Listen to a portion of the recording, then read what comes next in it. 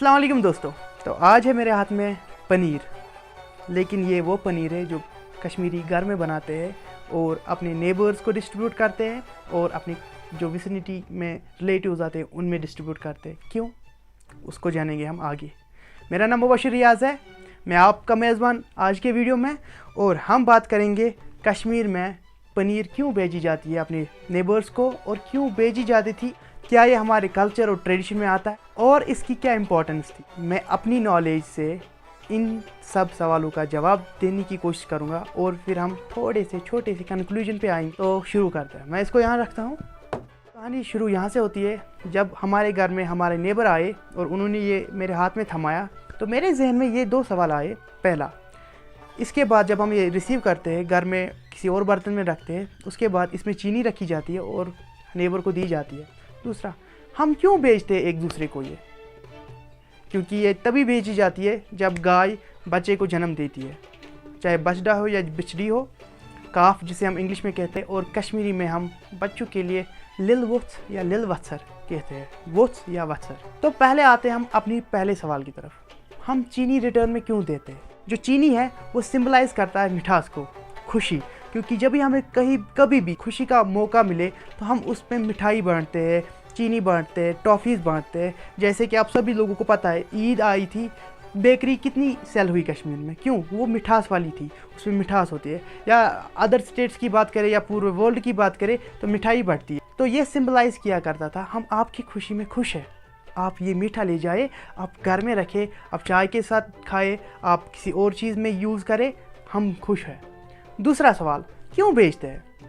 तो जो इसका जवाब है मेरी नॉलेज में वो ये था, ये इन्फॉर्मेशन जाती थी अपने रिलेटिव्स को, अपने नेबर्स जो नज़दीकी है, ये खबर चली जाती इनके घर में अब दूध आने वाला है, क्योंकि गाय जब बच्चा देती है उसके बाद वो दूध देना इंक्रीज़ करती है। तो ये मैसेज जाती थी, अब आप कभी भी आ सकते हो हमारे घर अगर आपको ज़रूरत पड़े दूध की, और without any exchange you can take milk from us. Uso Rushdie ٲسۍ गژھان हमसायन हुंद, पतः ٲسۍ यह दूध ٲسۍ ततہِ अनान, या हमसायगरी मज ٲسۍ या रिश्तेदारी मज ٲسۍ गژھان, दूध पे है ज़रूरत, क्याज़ि कि तिमन दोन ٲस नہٕ यीژاہ एवेलेबिलिटी, बाज़रुक दूध ऊस नہٕ यूताह एवेलेबल यित्थ कन आज पैकेटन मज छ आसान, जैसे कि आज पैकेट्स में होता है दूध, उतनी एवेलेबिलिटी नहीं थी। तो ये एक वो अपना ट्रेडिशन था, एक कल्चर था, एक दूसरे की हेल्प करना।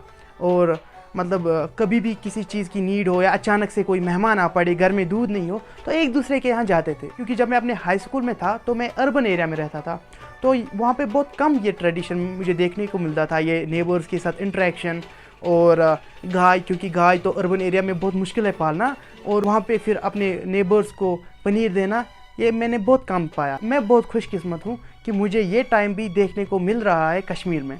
आगे जाके मुझे नहीं पता क्या होने जा रहा है, लेकिन मैं यही कहूँगा, तो भी हमारा ट्रेडिशन है, कल्चर है, प्रिजर्व करना है। और यहाँ पे मैं एक चीज़ ऐड करना चाहूँगा, आप एक दूसरे के यहाँ जाए बट प्राइवेसी का ख्याल रखें। अभी काम करते हैं, ये टेस्ट करते हैं और टेस्ट बताता हूँ।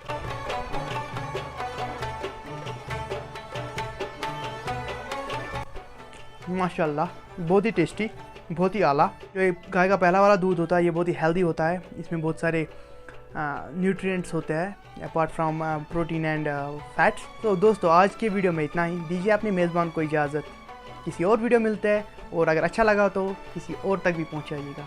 अल्लाह हाफिज़।